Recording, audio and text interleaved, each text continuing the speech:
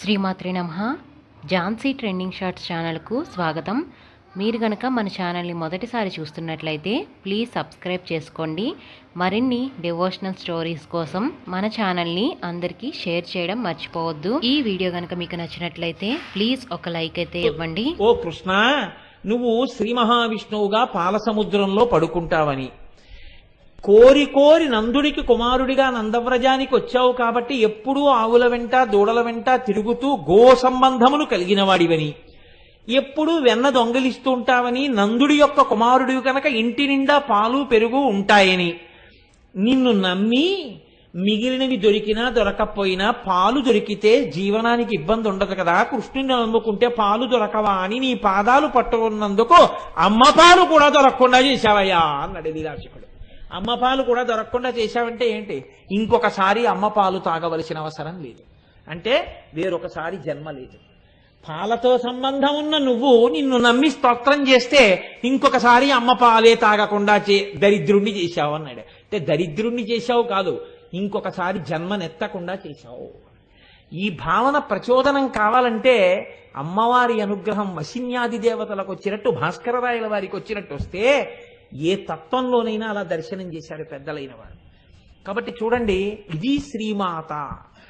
శంకర భగవత్పాదులు అంటారు సౌందర్యలహరిలో, గిరామాహుర్దేవీం ద్రుహిణ గృహిణీం అగమవిదో హరే పత్నీం పద్మాం హరసహచరీం అద్రితనయాం తురీయా కాపిత్వం దురధిగమని సీమ మహిమా మహామాయా విశ్వం భ్రమయసి పరబ్రహ్మ మహిషి. ఇదొక చమత్కారమైనటువంటి శ్లోకం. ఇందులో అమ్మవారిని తీసుకెళ్లి మహామాయా స్వరూపంగా సౌందర్యలహరిలో శంకరాచార్యుల వారు పరబ్రహ్మమునకు మహిషిగా చెప్పారు. అంటే రాజ్ఞిగా కాకుండా ఆయన భార్యగా చెప్పారు. ఇందులో అంటారు, గిరామాహుర్దేవీం ద్రుహిణ గృహిణీం ఆగమవిదో. ఆగమవిదో అమ్మ నేను చెప్పట్లేదమ్మా, వేదములను క్షుణ్ణంగా అర్థం చేసుకున్న వాళ్ళు చెప్తున్నారు. ఏమని?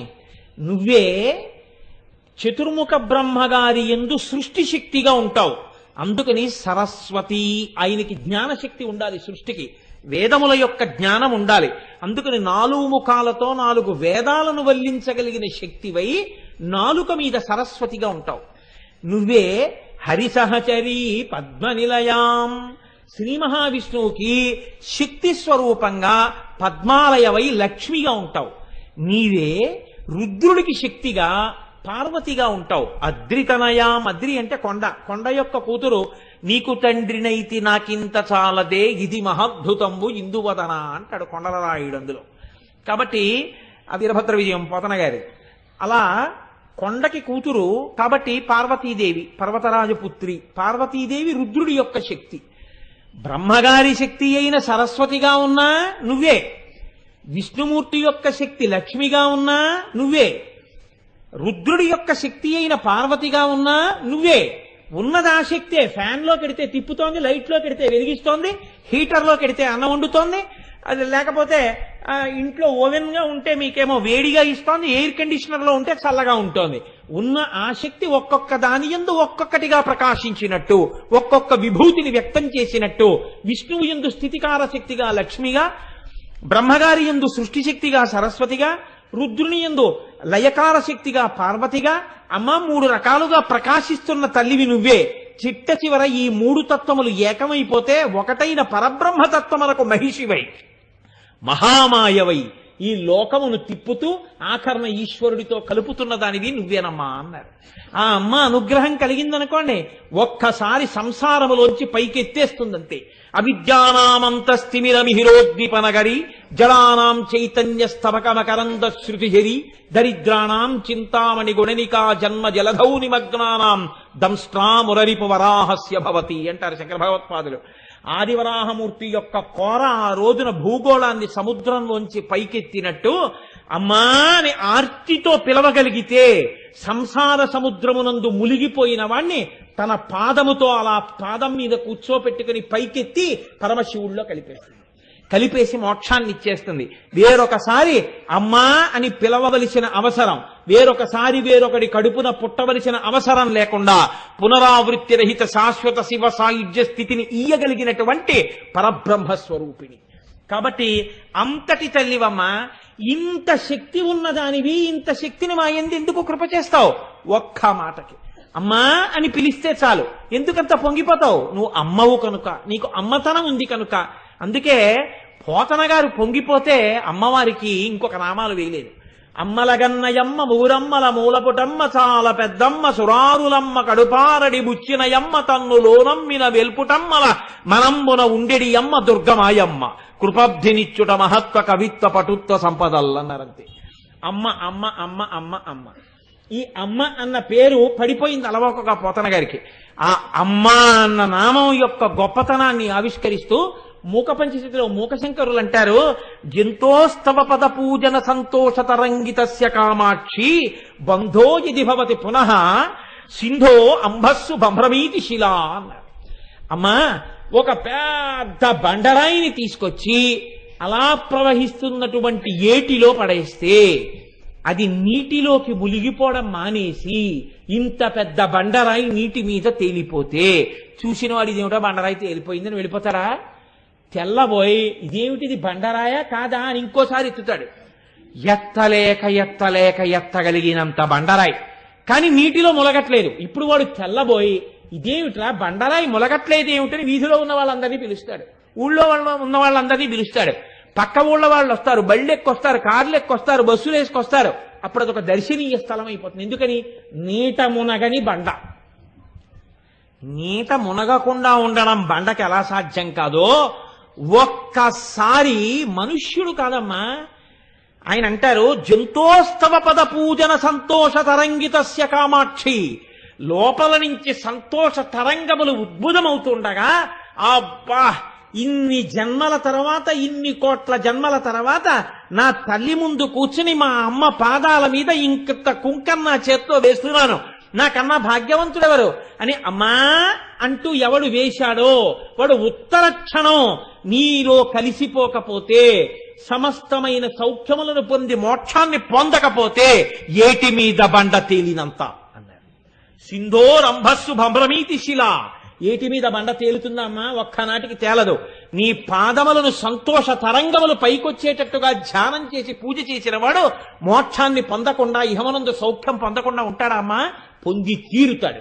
ఇది ఆయన యొక్క పూనిక. మూకశంకరులు అమ్మవారి వంక చూస్తూ మాట్లాడినటువంటి శ్లోకం. మూకశంకరులు మాట్లాడినా సొంతం కాదు, అమ్మవారే నోరు లేని వారిలోకి, వాక్కు లేని వారిలోకి ప్రవేశించి వాక్కుగా మారి పైకొచ్చినటువంటి శ్లోకం. అంటే ఇది అమ్మవారే చెప్పిన శ్లోకం. అది అమ్మవారు చెప్పిందే, ఇది అమ్మవారు చెప్పిందే. శంకరులలోంచి వచ్చిన సౌందర్యలహరి అమ్మవారు చెప్పిందే. ఇన్ని అమ్మవారిలోంచి వచ్చి ఒకటికి ఒకసారి, ఒకటికి ఇంకొకసారి, ఒక పరికొక వయ్యారమయ్య అని అన్నమయ్య పొంగిపోయినట్టు ఇన్ని మార్లు అమ్మవారు ఒక్కసారి నీకు నోరిచ్చినందుకు నా వంక తిరిగి అమ్మా అను చాలు, నిన్ను ఏ స్థితికి ఎత్తుతానో చూడు. పరాశర భట్టర్లు అంటారు శ్రీగుణరత్న కోశంలో, ఐశ్వర్యమక్షర గతిం పరమం పదం వా కస్మైతి చంజలి భరం వహతే వితీర్య అస్మైన కించితుచితం కృతం జిత్యధాంబ తం లజ్జసే కదయకోజుదారభావ అన్నారు. ఒకనొకనాడు ఒకడు వెళ్ళి అమ్మవారి ముందు నిలబడి అమ్మా అని పిలిచి ఇలా వంగి నమస్కారం చేశాట. అయ్యో పిల్లవాడు నన్ను వచ్చి అమ్మా అన్నాడే అని అమ్మవారు వాడికి ఇహమునందు సమస్త సుఖములనిచ్చిందిట. 3 తరాలు చూడగలిగినటువంటి గొప్ప వైభవాన్ని ఇచ్చిందిట. ఆ కర్ణవాడి శరీరంలోంచి జీవుణ్ణి చాలా తేలిగ్గా విడిపించి తన భర్తతో కలిసి విమానంలో వచ్చి తన భర్త పక్కన విమానంలో కూర్చోబెట్టి విమానం ఊర్ధ్వలోకాలకు వెళ్ళిపోతుంటే కనపడకుండా అమ్మవారు విమానం యొక్క కిటికీకి ఉన్న తెర పక్కకి వెళ్ళి చాటుగా నిలబడింది. నిలబడితే పరమేశ్వరుడు అన్నట్ట, ఏమలా దాక్కున్నావేం లక్ష్మి, ఇలా రా, ఏ కనపడమేం బిడ్డడికి అన్నట్ట. అంటే ఆవిడందిట ఎర్ర పడిపోయి సిగ్గుతో లజ్జతో కూడిన మొహంతో వచ్చి అక్కడ నిలబడిందిట. ఎందుకు అలా సిగ్గుపడుతున్నావు, ఏం తప్పు చేశావని అన్నట్ట శ్రీ మహావిష్ణువు. అమ్మవారు అందిట, వీడు నా మ్రోలకు వచ్చి మనసారా నమ్మి అమ్మా అన్నాడు. ఒక రోజున తల ఉంచాడు, 2 చేతులు కలిపాడు, నమస్కారం చేశాడు. అలా చేసినందుకు వాడికి నేను ఇహంలో అన్ని సౌఖ్యాలు ఇచ్చాను, ఐశ్వర్యం ఇచ్చాను, 3 తరాలు చూడగలిగిన శక్తిని ఇచ్చాను, ఆరోగ్యం ఇచ్చాను, అనాయాస మరణం ఇచ్చాను, తీసుకొచ్చి మీ పక్కన కూర్చోపెట్టాను. ఇంకా ఇంతకన్నా నేను వీడికి ఏమీ చేయలేకపోయానే, వీడు అమ్మా అని పిలిచినాను అని సిగ్గుపడి పక్కకెళ్ళిపోయాను. త్వం లజ్జసే కదయకోజ యుదారభావ అన్నారు పరాశర భట్టర్లు. ఐశ్వర్యమక్షర గతిం పరమం పదం వా కస్మైతి తంజలిభరం వహతే వితీర్య అస్మైన కించిత్ చితం కృతం నిత్యధాంబ త్వం లజ్జసే కదయకోజ యుదారభావ. ఆ శ్రీమాత అన్న ఒక్క నామాన్ని ఇన్ని భంగుల అనుభవించారు పెద్దలు. ఎవరి శ్రీమాత అని అడిగారు. ఈ శ్రీమాత ఎవరో నువ్వు కొంచెం జాగ్రత్తగా అవలోకనం చేస్తే నీకు ఒక విషయం గోచరిస్తుంది అన్నారు. ష ష్ ర్ ఈ అనేటటువంటి 3 అక్షరాలు కలిస్తే శ్రీ అవుతుంది. ఈ ష్ ర్ ఈ అనేటటువంటి 3 సత్వగుణము, రజోగుణము, తమోగుణము అనేటటువంటి 3 గుణములను చూపిస్తాయి. అసలు ఈ లోకమంతా ఉన్నది ఈ 3 గుణాల్లోనే. ఈ 3 గుణాలు కలిసిపోయాయి అనుకోండి, 3 గుణాలు బయటికి రాకుండా కలిసిపోయాయి అనుకోండి, కలిసిపోయి అవ్యక్తం అయిపోయి పైకి రాకుండా ఒక దాంట్లోకి వెళ్ళిపోయి ఉండిపోయాయి అనుకోండి, అప్పుడు ష్ ప్లస్ అర్ ప్లస్ ఈ కలిసిపోతే శ్రీ, కలిసిపోయి మాత ఆవిడలోకి వెళ్ళిపోతాయి. అంటే ఈ సృష్టికి ముందుండిపోయిన ఆవిడొక్కతే, పూర్వజా ఆవిడొక్కతే ఉంది. ఈ 3 గుణములు ఆవిడలో ఉండి ఆవిడలోంచి పైకొచ్చాయి. ఈ 3 గుణములను తీసి శుద్ధ సత్వాన్ని ఇవ్వాలంటే ఎవరివ్వాలి? ఆవిడే ఇవ్వాలి. కాబట్టి శ్రీమాత అలా ఇవ్వగలిగిన తల్లి. ఎందుకు ఇవ్వాలి? ఇవ్వకుండా ఉండలేని ప్రేమ కలిగిన అమ్మ కనుక. మీరు చూడండి, మీరు లోకంలో ఒక మర్యాద కనిపెట్టి ఉంటారు. ఒక భర్తకి భార్య అయిన తర్వాత ఆడది ముందేం అడుగుతుందంటే, ఏమంటే నాకు చంద్రహారాలు ఉంటే బాగుండంటుంది. భర్త కూడా ప్రీతితో చేయిస్తాడు. అంతేగాని మీ నాన్న చేయిస్తే బాగుండంటే వాడు దుర్మార్గుడు. వాళ్ళ నాన్న చేయించి నీ పిల్లనిచ్చింది ఎందుకు? ఇంకా చంద్రహారాలు చేయించాడు. ఏదో పలకసర్లు కూడా ఉంటే బాగుండు. నువ్వు నా ఇంటి లక్ష్మివో, నువ్వు అడగాలి కానీ ఎందుకు రాదు, చేయించాడు పలకసర్లు. ఏమండి నాకు వడ్డానం ఉంటే బాగుంటుంది, చేయించాడు. మీరు గమనించండి, ఒక 50 ఏళ్ళు వచ్చిన తర్వాత ఇప్పుడు ఆ స్త్రీ అంటుంది, ఏమండి నా వడ్డానం తీసి కోడలికి ఇచ్చేస్తానంటే, నువ్వు పెట్టుకోవా వడ్డానం? ఇంకా నేను పెట్టుకోవడం ఏంటండి? ఇంట్లో కోడల వడ్డానం పెట్టుకు తిరుగుతుంటే చాలదా? మీరు గమనించి ఉంటారు, పెద్ద కుటుంబాల్లో ఒక లక్షణం ఉంటుంది. ఇది మా అమ్మగారు పెట్టుకున్న నగలని ఇంటికి కోడలు రాగానే ఆ నగలు ఆ కోడలకు అలంకారం చేస్తారు, పరంపరాగతంగా వెళ్ళిపోతాయి. ఒకప్పుడు తనవి అన్నవి తన కోడలికి ఇచ్చేసి కోడలు పెట్టుకుంటే సంతోషపడిపోతుంది. కన్న కడుపు కూతురికి కన్నా కోడలికి ఇస్తారండి నిజమైన ప్రేమ ఉన్న అత్తగారైతే. అందరూ అటువంటి వారే. నా దృష్టిలో అయితే అటువంటి సంకుచితత్వం ఉన్న అత్తగారులు ఉన్నారని నేను అనుకోను. ఎవరో తెలియక అమాయకత్వంతో ఉంటే ఉండవచ్చు. కాబట్టి అమాయకత్వం తొలగిపోతుంది, అజ్ఞానం లోపల గాఢంగా ఉండిపోతే ప్రమాదంగా. కాబట్టి చూడండి, ఇప్పుడు అసలు ఆ తత్వంలోనే ఆ లక్షణం ఉంటుంది. అమ్మవారికి ఉన్నటువంటి లక్షణం కూడా ఏమిటంటే, మీరు ఇది చెప్తే చాలు, అమ్మ నేను ఈ గుణాలు నాలో ఉండడం వల్ల నేను చాలా బాధపడిపోతున్నానమ్మా, చాలా కష్టపడిపోతున్నానమ్మా అని మీరు నిజాయితీగా అమ్మవారితో చెప్తే చాలు. ఇది అమ్మవారు ఈ లోకానికి ఇచ్చినటువంటి గొప్ప కటాక్షం అండి. అదేమిట్రా నీ బుర్రా, ఏమిటా ఆ ఉపన్యాసం చెప్పడం ఏంటి, కటాక్షం ఏమిటి, ఇవన్నీ ఉండడం అంటారేమో మీరు. నేను మీకు ఒక ఉదాహరణ చెప్తాను. ఇది నేను తరచూ చెప్తూ ఉంటాను. ఈ ఉదాహరణ అదేం నా సొంతమేం కాదు, జగద్గురువులది. ఒకానొక రాజు యుద్ధం చేస్తున్నాడు యుద్ధభూమిలో. తనని నమ్మినటువంటి ఒక సైనికుడు పక్కన ఉన్నాడు. ఈ సైనికుడితో అన్నాడు, ఒరే ఇవాళ రాత్రి నువ్వు వచ్చి నన్ను కలు అన్నాడు. అంటే ఈ సైనికుడు అన్నాడు, నేను సామాన్య సిపాయిని, మీరు చక్రవర్తి. రాత్రి శిబిరం వేసుకున్నప్పుడు రేపటి యుద్ధ వ్యూహాలు రచించడానికి మంత్రులు, సామంతులు, సేనానులు బారులు తీరి ఉంటారు. అంగప్రదక్షిణానికి 2 గంటలకే వైకుంఠంలో నిలబడిపోయినట్టు. ఇంకా నేను మీ దగ్గరికి వచ్చి అలా మాట్లాడతానన్నాడు. అంటే రాజు అన్నాడు, బెంగ పెట్టుకో అని ఓ ఉంగరం ఒకటి తీసి ఇలా విసిరాడు. ఇది పట్టుకుని శిబిరం పక్కన తిరుగుతుండు, దర్శనం నీకు అయిపోతుంది అన్నాడు. ఆయన ఇలా చూసి అన్నాడు, ఉలిక్కిపడి, అయ్య బాబో ఇది శత్రురాజు ఉంగరం అన్నాడు. గప్ చెప్ అని పట్టుకు తిరుగు అన్నాడు. ఇప్పుడు దాన్ని జేబులో పెట్టేసుకున్నాడు. చీకటి పడింది, దర్శనాలకి టైం ఇచ్చారు.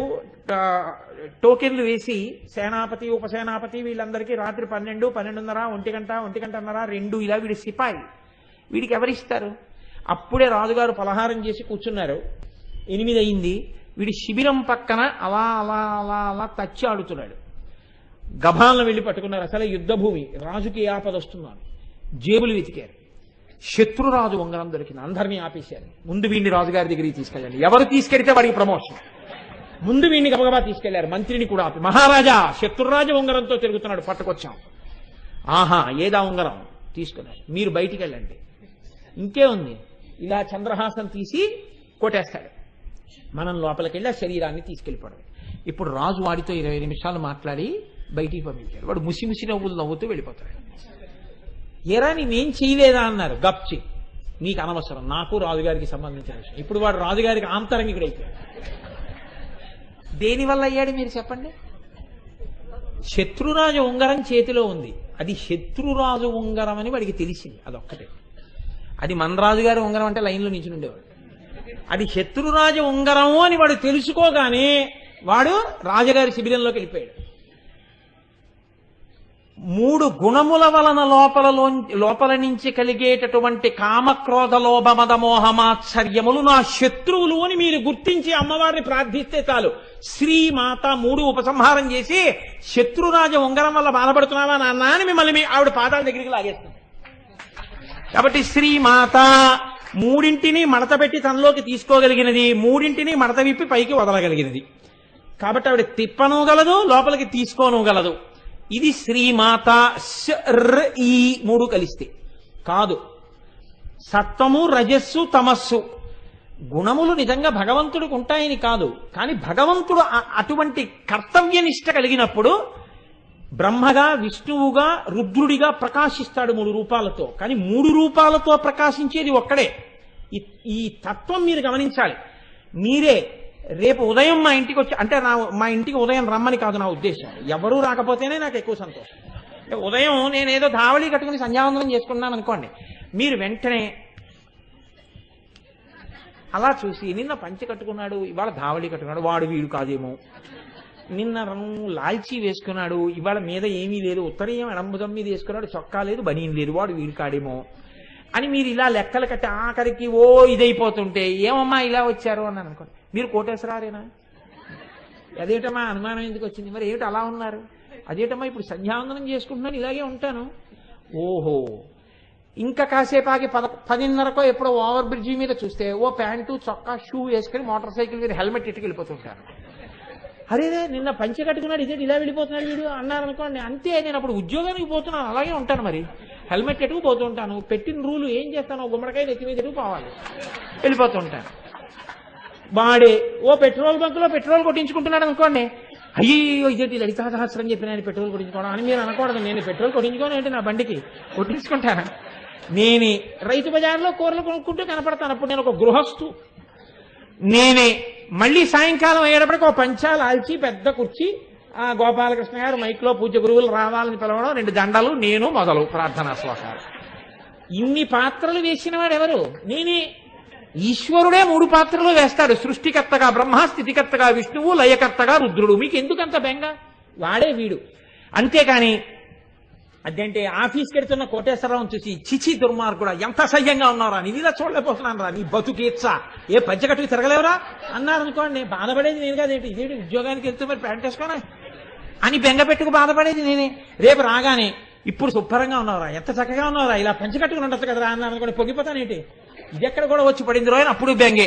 సృష్టికర్తగా కీర్తన చేసి స్థితికర్తగా తిట్టి, స్థితికర్తగా కీర్తన చేసి లయకర్తగా తిట్టి, లయకర్తగా కీర్తన చేసి స్థితికర్తగా తిట్టినా మీరు చేసే తిట్లు నిందలు పడలేక నీ జ్ఞానం ఇప్పుడు వస్తుందిరా అని ఆయన ఏడుస్తాడు. కాబట్టి ఉన్నది ఎవరు? ఈ ముగ్గురు 3 కార్యములు నిర్వహించడానికి 3 రకములైన శక్తులనిచ్చిన అమ్మ ఎవరుందో ఆవిడ శ్రీమాత. ఆయన సృష్టికర్తగా సృష్టి చెయ్యగలుగుతున్నాడంటే శక్తి ఆవిడిచ్చింది. మీకొక్కటే గుర్తండి, ఒక ఆవిడ చాలా జాగ్రత్తగా చక్కగా కత్తి పట్టుకుని ఆపరేషన్ చేసి కడుపులో విన్న పిల్లాన్ని బయటికి తీసేస్తాం. మీరు జాగ్రత్తగా చూసి ఈవిడ దగ్గర పదునైన కత్తి పట్టుకుంటే ఈవిడ పిల్లవాడిని పైకి తీయగలిగింది అని రైతు బజార్లో పనస పొట్టు కొట్టుకుంటున్న వాడి దగ్గరికి వెళ్ళి ఆపరేషన్ చేయించారు కదా. వాడు వేరు, ఆవిడ వేరు. ఆవిడ విభూతి ఆవిడదే. కత్తి పట్టుకున్న వాళ్ళందరూ ఆపరేషన్ చేసేవాళ్ళు ఏం కారు లోకంలో. అలాగే సృష్టికర్త, స్థితికర్త, ప్రళయకర్త అని చెప్పినప్పుడు ఎవరికి కావలసిన శక్తిని వారికి అమ్మవారు ఇస్తుంది. సృష్టి చేసే శక్తిని బ్రహ్మకి తనలోంచి ఇస్తుంది. ఒకడొక కుర్చీలో కూర్చుంటాడు, ఆయనదా శక్తి, ఆ కుర్చీదా శక్తి. కుర్చీది శక్తి. ఆయన కుర్చీలో కూర్చున్నాడు కాబట్టి ఆయనది ఆ పవర్. కాబట్టి ఎందుకు భయం, ఎందుకు ఆయన్ని చూస్తే నమస్కారం అంటే ఆయనకి కాదు నమస్కారం. ఎవడైనా వెర్రేడు లోకంలో వాడికి నమస్కారం పెడుతున్నాడు, వాడిని పొగుడుతున్నాడు అనుకుంటే వాడికన్నా వెర్రేడు ప్రపంచంలో ఇంకోటి లేడు. వేదం అలా చెప్పలేదు. అధికారి యందు విష్ణువాంశని చూసి నమస్కరిస్తున్నాం. వ్యక్తిగా వాడికి ఏం నమస్కారం కాదు. వ్యక్తిగా వాడిలోని ఈశ్వరుడికి నమస్కారం. వాడు ఒక అధికార సింహాసనం మీద కూర్చుంటే అలా కూర్చునే యోగ్యత పరమాత్మ వాడికి విష్ణువాంశతో పరిపాలకత్వం ఇచ్చాడని నమస్కారం. విష్ణువాంశకి నమస్కారం తప్ప నీకు నమస్కారం లేదు. నీకుగా ఏ సన్మానం ఇవ్వం. నీకు విష్ణువాంశ ఉంది కాబట్టి సన్మానం చేస్తాం. నీకు విష్ణువాంశ ఉంది కాబట్టి నీకు ఆ గౌరవం ఇస్తాం. అలాగే వేదం చదివితే బ్రహ్మగారి అంశ ఉంది కాబట్టి గౌరవిస్తాం. అలాగే లయకారకత్వం రుద్రాంశగా గౌరవిస్తాం. కాబట్టి 3 శక్తులు ముగ్గురికి ఇస్తే ఆ 3 శక్తులకి 3 పేర్లతో వచ్చి కూర్చుంది ఆవిడ. ఆయనే కలెక్టర్ గారు, పన్నులు వసూలు చేస్తాడు కలెక్టర్. ఆయనే మెజిస్ట్రేట్, ఒక చోటకెళ్ళి కూర్చున్నప్పుడు ఆయన మెజిస్ట్రేట్ గా ఉంటాడు ఒక హాల్లో. ఒక్క ఆయన ఎందే ఇన్ని రకాల శక్తులు ఎలా ఉంటాయి అంటే ఇన్ని శక్తులు ఆయన యందు అధికారముగా ఉన్నాయి. ఆయన్ని కలెక్టర్ గా తీసేసి ఎక్కడో సెక్రటరీగా ట్రాన్స్ఫర్ చేశారు. ఇప్పుడు ఆయనకి ఈ శక్తులన్నీ మెజిస్ట్రేట్ గా ఉంటాయా? ఉండవు. ఆయనకి అక్కడ శక్తులు వస్తాయి. ఎలా వచ్చాయి? కూర్చునే కుర్చీని బట్టి వచ్చాయి. బ్రహ్మకి బ్రహ్మశక్తి, విష్ణువుకి విష్ణుశక్తి, శివుడికి శివశక్తి ఎక్కడి నుంచి వచ్చాయి? అమ్మవారు ఆ శక్తుల్ని ఇచ్చింది. కాబట్టి 3 శక్తులను ఇచ్చిన ఆదిశక్తి ఎవరుందో ఆవిడ ముగురమ్మల మూలపుటమ్మ, ఆవిడ శ్రీమాత. కాబట్టి అమ్మా ఇన్ని శక్తులకు ఆలవాలమైన ఆదిశక్తివి నువ్వు, అందుకని చెప్పి నిన్ను ఈ రీతిగా మేము స్తోత్రం చేస్తున్నామమ్మా అన్నారు. ఇటువంటి తల్లి ఎవరున్నదో ఈ తల్లియే ఇంతమందిలో ఇన్ని శక్తులను ప్రవేశపెట్టి ఈ లోకాలన్నీ కదిలేటట్టుగా, ఈ లోకాలన్నీ తయారయ్యేటట్టుగా చేస్తున్నది. ఆవిడ సంకల్పము చేతనే లోకంలో ఊహించడానికి వీలు లేనటువంటి సంఘటనలు జరుగుతుంటాయి. ఒక ఆయన కుండలో పుడతాడు. కుండలో పుట్టడం ఏమిటండి అనుకుంటాం. ఆయన అయోనిజుడుగా కుండలో ఎందుకు పుట్టాలో అమ్మవారికి తెలుసు. పుట్టించిన తల్లి కుండలో పుట్టినటువంటి వాడు లేపు లోకానికి చెయ్యవలసినటువంటి ఉద్ధరణని ముందే లెక్క కట్టి ఒకడిని కుంభ సంభవుణ్ణి చేసింది. ఆయనే లలితా సహస్రనామ స్తోత్ర ఉపదేశం పుచ్చుకున్నవాడై మనందరికీ లలితా సహస్రాన్ని అందించాడు. కుంభ సంభవుడు ఎందుకు అవ్వాలో ఆవిడికి తెలుసు పుట్టించినప్పుడు. ఏ తల్లి ఎవరిని ఏ భావనతో ఏ మాట చెప్పి ఊపుతోందో ఆ పిల్లవాడు అటువంటి భావనతో లోకాన్ని ఉద్ధరించేవాడుగా తయారవుతున్నాడు. ఒక్కటే కారణం, మీరు బాగా జ్ఞాపకం పెట్టుకోండి. ఒక పిల్లవాడికి అభ్యున్నత ఎక్కడి నుంచి వస్తుంది అని అడిగారు. ఒక పిల్లవాడు గొప్పవాడు ఎందుకు అవుతాడో తెలుసా అండి? ఆ తల్లి ఊయల ఊపుతున్నప్పుడు ఏ మాటలు చెప్పిందో, ఆ పిల్లవాడు ఊపిరి పోసుకుంటున్నప్పుడు ఏది వింటోందో, ఆ పిల్లవాడు కడుపులో పెరుగుతున్నప్పుడు ఏది చూస్తోందో, ఆ పిల్లవాడు వృద్ధిలోకి రావడానికి పాలిచ్చినంత కాలం ఏది తింటోందో, ఏది పెడుతోందో, ఏ సంస్కారం నేర్పుతోందో అదే వాడి జీవితాంతం శాశ్వతంగా ఉంటుంది. మీరు కావాలంటే చూడండి, పునాదిని బట్టి ఇల్లు, పునాదిని దాటి మీరు ఇల్లు కట్టలేరు. అమ్మ చేత్తో ఏది పెట్టిందో, అమ్మ ఏది పట్టిందో, అమ్మ ఏది నేర్పిందో, అమ్మ ఏది విందో, అమ్మ ఏది చూసిందో అదే పిల్లవాడిగా ఉంటుంది. లోకంలో శంకర భగవత్పాదులు జన్మించాలి అంటే ఆర్యాంబ కడుపుకే ఆ వైభవం దక్కింది. ఎవరు అటువంటి ఉపాసనతో, అటువంటి భక్తితో, అటువంటి మర్యాదతో ఉంటారో అటువంటి కడుపుల యందు అటువంటి మహాపురుషులు జన్మిస్తారు. అందుకే ఒక గొప్ప వస్తువు తయారవుతోంది. వెండి కంచాలే నలుగురు చేయించుకున్నారు. మీ కంచం ఇంత బాగా ఎందుకుందండి అని అడిగారు అనుకోండి. మా కంసాలి గొప్పతనం అంటారు. శివాజీ అంత గొప్పవాడు ఎందుకు అయ్యాడు? అమ్మ చెప్పినటువంటి కథ. గాంధీ మహాత్ముడంత గొప్పవాడు ఎందుకు అయ్యాడు?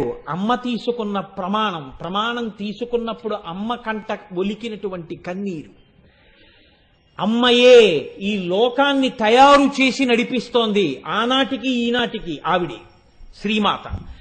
ఈ లోకంలో ఒక వ్యక్తి చాలా గొప్పవాడిగా తయారైతే, నన్ను నమ్మండి, మీకు ఒక మాట చెప్తున్నాను, తండ్రి గుండెలు బాదుకుని చెప్పనివ్వండి, పిల్లవాడికి ఎక్కచ్చు ఎక్కకపోవచ్చు.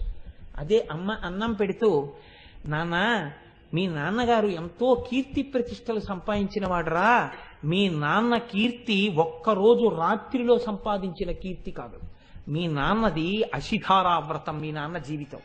మీ నాన్న ఎంత కష్టపడి పైకొచ్చారో నీకు తెలుసా?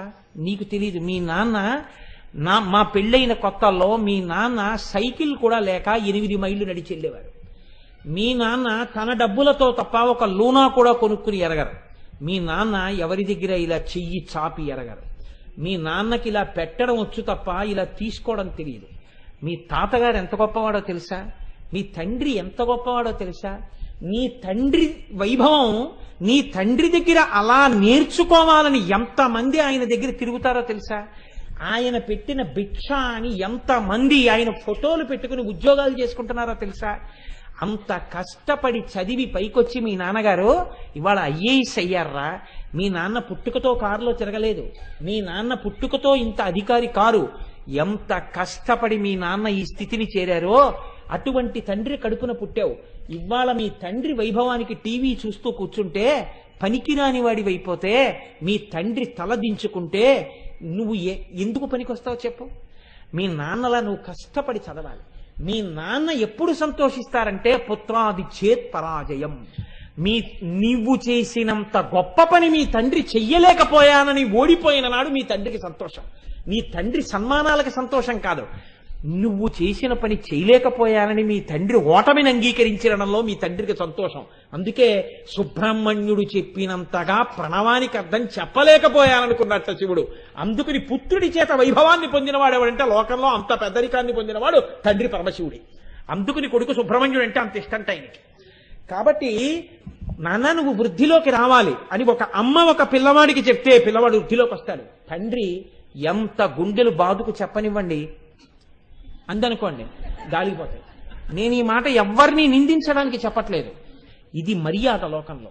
అందుకే ఇంగ్లీష్లో ఒక సామెత ఉంది, the hand that rocks the cradle is the hand that rules the world. ఏ చెయ్యి ఊయల ఊపుతోందో ఆ చెయ్యే లోకాలని పరిపాలిస్తోంది. మీరు కాదని అనగలరా? ఏ తల్లి, ఒక్కొక్క తల్లి ఈ లోకానికి ఊపిరిలు పోసిందండి.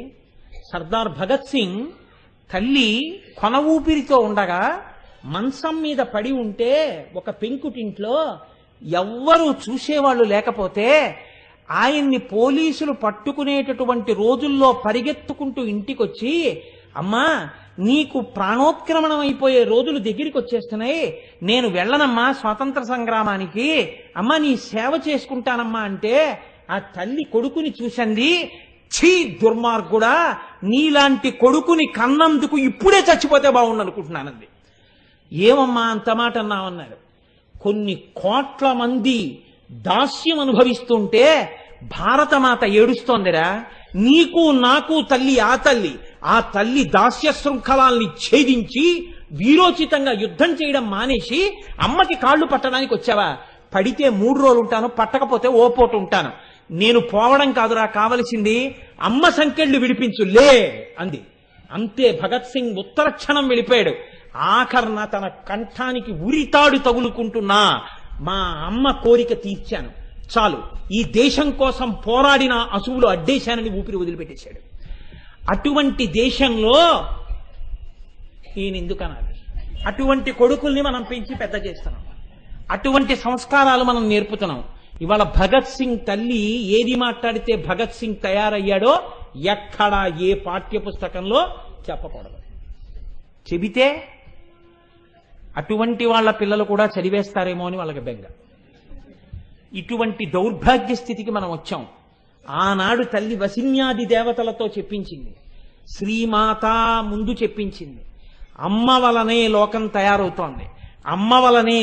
అబ్బో ఒక్క నామం లేదు, ఇలా అయితే సహస్రమే అవుతుందండి ఇంకా. కాబట్టి శ్రీమాత ఈ అమ్మ యొక్క గొప్పతనం ఏమిటో తెలుసా అండి? లోకంలో దయ అనేటటువంటి గుణం అనేక చోట్ల కనపడుతుంది. అనేక చోట్ల కనపడినా దయని పుచ్చుకునేటప్పుడు మీకు ఎంత కాదన్నా కించిత్ చిన్నతనం అనేటటువంటిది ఉండే అవకాశం ఉంటుంది. నన్ను ఒక మహాత్ముడు ఫీజు కట్టి చదివించవచ్చు. అంటే ఒక ఉదాహరణకి చెప్తున్నానంటే, నేను ఇప్పుడేం చదువుకోవట్లేదు, నాకు ఎవరూ ఫీజు కట్టట్లేదు, అది వేరు విషయం. కానీ ఉదాహరణకి చెప్తున్నాను, వేరొకరి మీద ఎందుకు పెట్టాలి అలాంటి ఉదాహరణని. కానీ ఆయన నన్ను ఎంత ఉదారంగా చదివిస్తున్నా, ఫీజు కట్టండి అని నోటీస్ ఇచ్చినప్పుడు నేను ఆయన దగ్గరికి వెళ్ళి, సార్ నేను మళ్ళీ ఫీజు కట్టాలండి, అందుకని 23,000 రూపాయలు మీరు ఇచ్చేస్తారా అని అడగడానికి నేను వెళ్ళి వాళ్ళ ఇంటి ముందు నించున్నప్పుడు ఆయన బయటకు వచ్చి, రేపు రావయ్యా తీసుకెళ్ళిపోదు కానివి, బాగా చదువుకుంటున్నావా అని అడిగితే, ఆ మరునాడు మళ్ళీ నేను 23,000 రూపాయలు తీసుకోవడానికి వెళుతున్నప్పుడు నాకు ఒక చిన్నతనం ఉంటుంది. అందరిలాగా నేను ఎందుకు నా డబ్బులు నేను కట్టుకోలేకపోయాను, ఇలా చెయ్యి చాపి పుచ్చుకోవలసినటువంటి స్థితి నాకు ఎందుకు వచ్చింది అని ఒక ఎంత కాదన్నా, ఎంత ఉదారుడై ఒక కొడుక్కిచ్చినట్టే ఆయన ఇచ్చి, నువ్వు ఎవ్వరికీ చెప్పక్కర్లేదయా, మీ డబ్బులే అని చెప్పి వెళ్ళి కట్టుకోనన్నా, నువ్వు వృద్ధిలోకి వస్తే చాలు, మీ తండ్రి చేసిన ఉపకారం అటువంటిది మా కుటుంబాలకి, ఇది మీ తండ్రి డబ్బే అనుకుని ఇచ్చిన మీకు తండ్రి కీర్తి పట్ల సంతోషం ఉన్నా, అయ్యో చెయ్యి చాపేనే అని చిన్నతనం ఉంటుంది. కానీ మీరు చూడండి, లోకంలో దయని పుచ్చుకున్నవాడు, దయని అందించినవాడు ధన్యులయ్యేది ఒక్క సందర్భంలోనే. ఎక్కడో తెలుసా అండి? ఆ ప్రొవెర్బ్స్ ఇంగ్లీష్లో ఉండొచ్చు, కానీ ఎంత గొప్ప మాట అన్నారంటే,